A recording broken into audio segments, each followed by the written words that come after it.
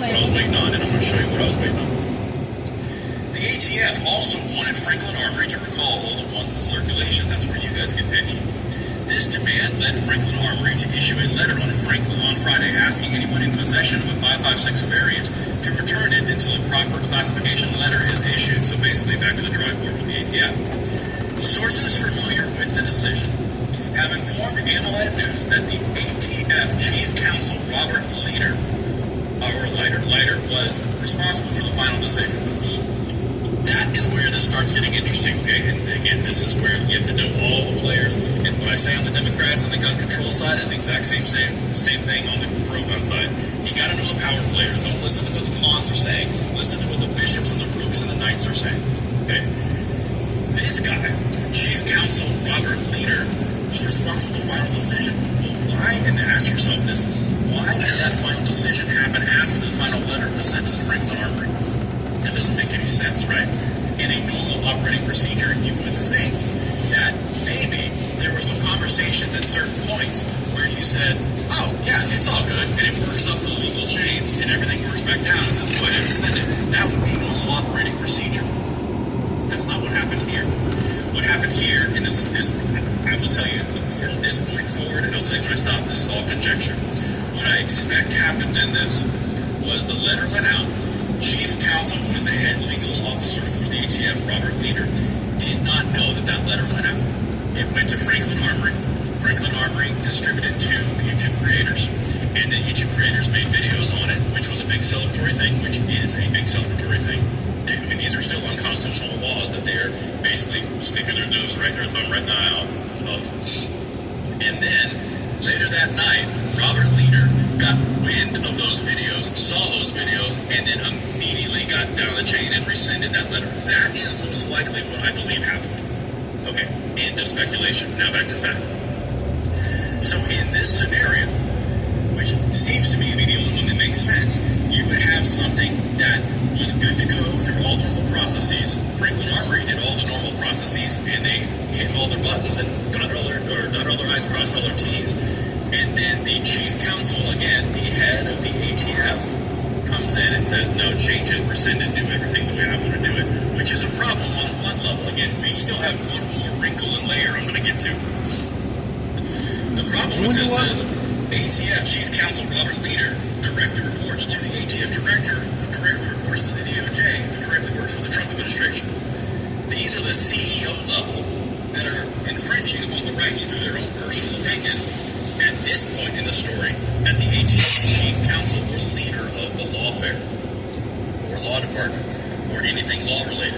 So right now, we have a problem, and this is where it was up until yesterday, last night. We had a problem at the top of the ATF. We had a Rogan superseded all the normal processes and standard operating procedures for his own version of we can't do that, and then he had the letter rescinded. At that point last night, we were in a position of that guy, that's a problem. We need to talk about that.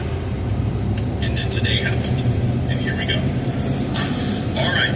Remember this guy? Chad Mazzell. This is the DOJ's third highest ranking official, and he's just been fired. And he's on Pam Bondi's chief of staff. Third highest ranking DOJ official. Do you know what department the ATF reports to? The DOJ. You know who leads the DOJ? Pam Bondi. Do you know that has all the access to all of the departments underneath the DOJ and Pam Bondi? Pam Bondi's chief of staff. This guy. The guy who just got fired.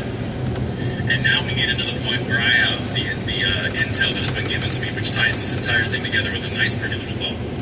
The long way? You have a situation where this guy, because we got to take the long way anyways, because we got the exit ramp taken up. To override that decision by this guy.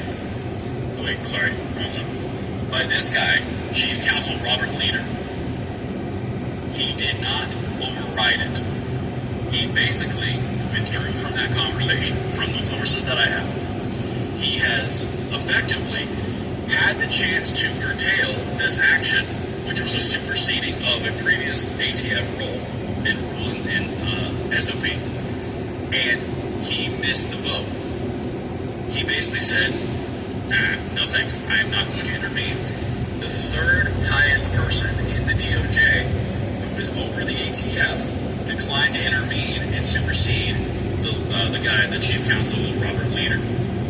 You see where this is all tying right now? It's going back to a very similar area.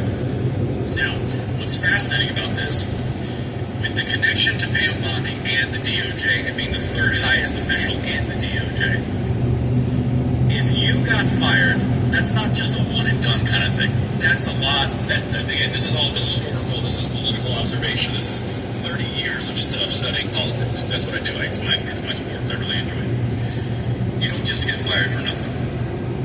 So the guy who just got fired just superseded, or basically just declined to intervene in a superseding of an issue that directly impacted the Second Amendment rights. This does not look like a gun grab to me, per se. This looks like direct and total incompetence, which is facing a political backlash, which is making heads to roll in the DOJ. Third highest in the DOJ. And again, more details will come from this and stuff I can't tell you yet is coming. It's going to be fascinating. And I'll drop it as soon as I can tell you. But there's some stuff that's happening that I'm told is very fascinating. But now we get to the personal right of the screen, and this is the final piece right here. Pam Bondi is the director of the Attorney General of the United States, the entire Department of Justice. The ATF reports directly to the Department of Justice. Her chief of staff, her staffing team, has power over the ATF. This is one more mark where her team or Bondi have dropped the ball on the two-way side. I'll be honest with you, if you're seeing this guy roll, and he's third in charge because of a decision, that's indicating that there's something going on that we are not being told inside this area. Again, that's my political... Get something a little bit. I'm going to go home and go I'm not that telling part you anything first. that anyone has told me in that regard, but I can tell you from the scuttlebutt that I'm hearing, you're going to see some very interesting things happening. I mean, relatively quickly. I can't put a time frame or details on it. But what this does, and the way that this ties it all together, is I'm going to go back through it one more time if you're just now tuning in. Hey guys, let me know if I'm landing the plane. Okay, I see some planes over there. Excellent. Here's where we're at. And all this is linked in the description box, and you can send this out to all your other creators. They can follow it all they want. They can do whatever they want. Doesn't matter. It's all linked. It's free. Whatever. You got this guy right here on the left, Fire Chad Mazzell. That happened today. You have Gun Owners of America being upset about the MLN article and retweeting it at AG Pam Bondi, which would get her attention because they're a large group. And that would get the Trump team's attention in the White House.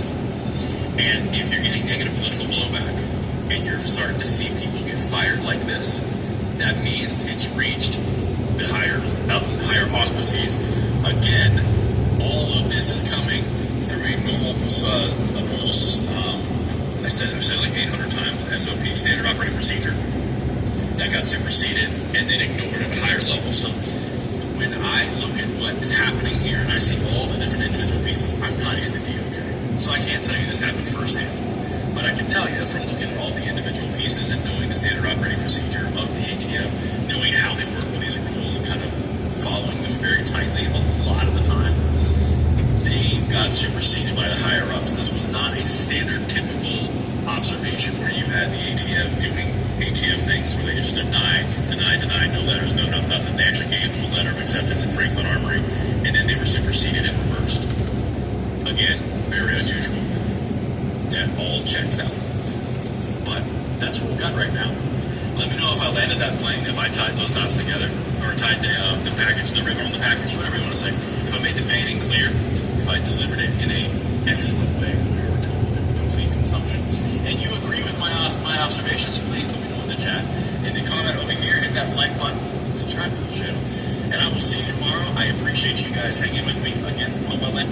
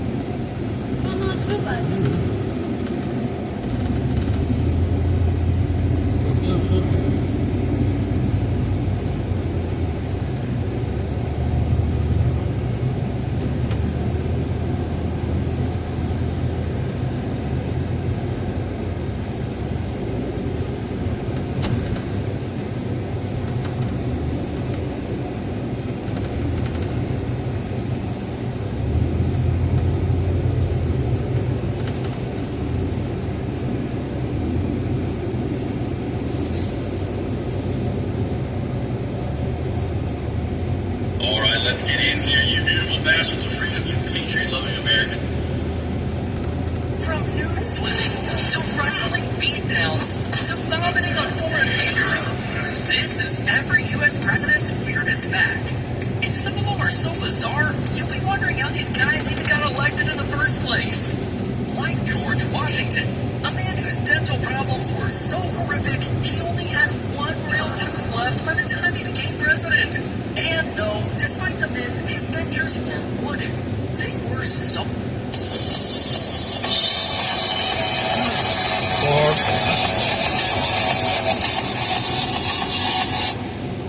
Hello.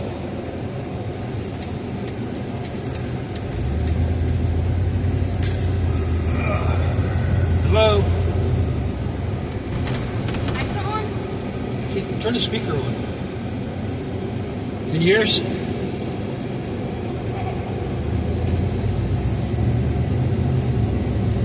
Hello. Busy? I'm driving. Do you know any idea how to own you? Not yet. I haven't had a chance to take it over there yet. I've got to. Had to go take some papers over to Faith, and then had to go cash a check for my truck, get the truck work done, and then we haven't had a chance to even go anywhere yet. I got it in the box sitting there on my bed.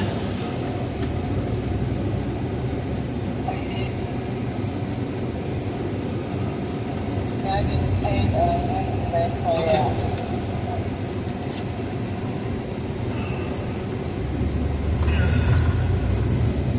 Yeah, I got, do you use money? Well, what I do, you know, I want to put the key on it because someone else to put the key to open it up. Mm-hmm. Like I said, I want to put the kid's name to their dad. Yeah.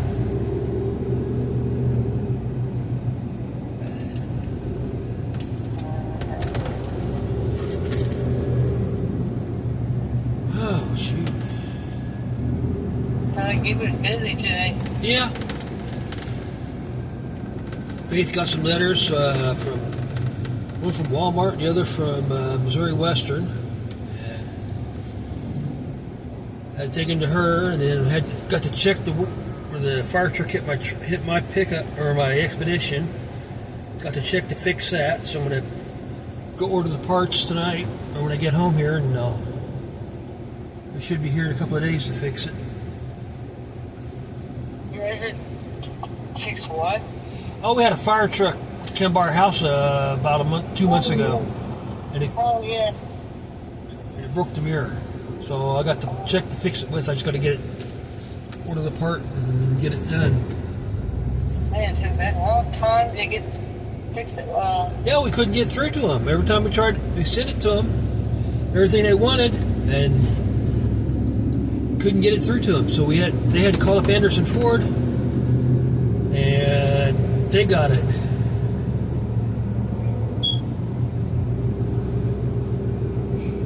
At least you will get it fixed. Yeah, I noticed you to drive your pickup. Mm-hmm. Thing when you went to the park. But you missed your car that day. Yeah. Lucky tie last week. Mm-hmm. Yeah, it stopped on you too, right in the middle of the street. We're trying to get out of that park. Yeah. Took forever to get in and out.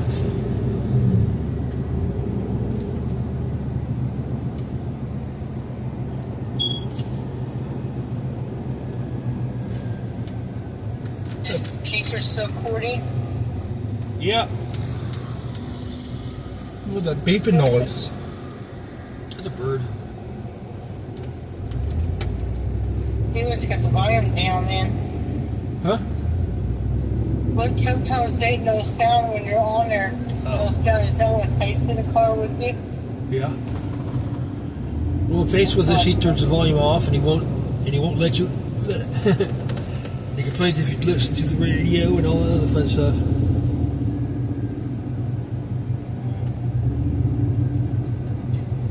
why I thought when facing the car, the volume was down. That's why I said face to the car.